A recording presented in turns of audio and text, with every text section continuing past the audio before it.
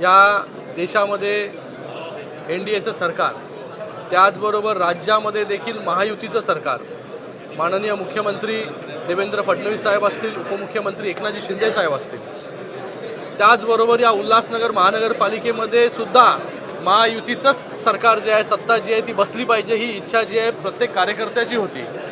जरी आम्ही निवडणूक वेगवेगळ्या लढलो तरी या उल्हासनगर महानगरपालिकेमध्ये जर आपण आकडे बघितले की इथे विरोध करायला विरोधकसुद्धा शिल्लक नाही, अशी परिस्थिती जी आहे शिवसेना आणि भारतीय जनता पार्टीची या ठिकाणी आहे।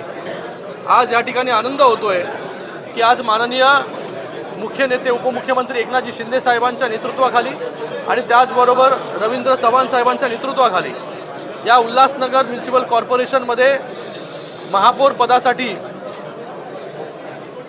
सौ निकम मॅडम आणि त्याचबरोबर उपमहापौर पदासाठी अमर लुंडजी हे दोन्ही जे आहे शिवसेना आणि भारतीय जनता पार्टी याचे उमेदवार जे आहे हे या ठिकाणी त्यांनी उमेदवारी अर्ज भरलेला आहे।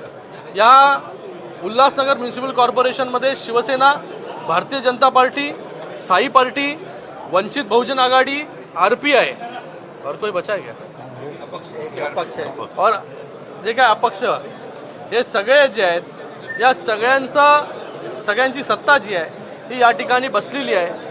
विरोधक जे आहे ह्या उल्हासनगर म्युनिसिपल कॉर्पोरेशनमध्ये जे आहे आता विरोधक शिल्लक जे आहे ते राहिलेलं नाही। पूर्ण मॅन्डेट जे आहे हे या उल्हासनगर वासियांनी महायुतीला दिलेलं आहे।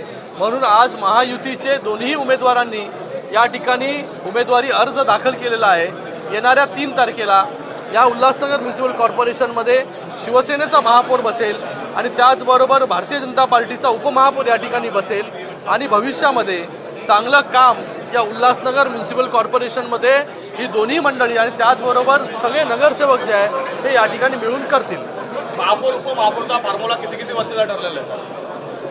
आत्ता बघा, महापौर शिवसेनेचा झालेला आहे, उपमहापौर भारतीय जनता पार्टीचा झालेला आहे। वरिष्ठ नेते शिंदे साहेब असतील किंवा प्रदेश अध्यक्ष रवींद्र चव्हाण जे असतील, हे दोघं जे आहे हे किती वर्ष कोणाचा महापौर होईल, कुठल्या कमिटीज कोणाला मिळतील, या सगळ्या गोष्टी ज्या आहेत हे वरिष्ठ मंडळी त्या ठिकाणी ठरवतील।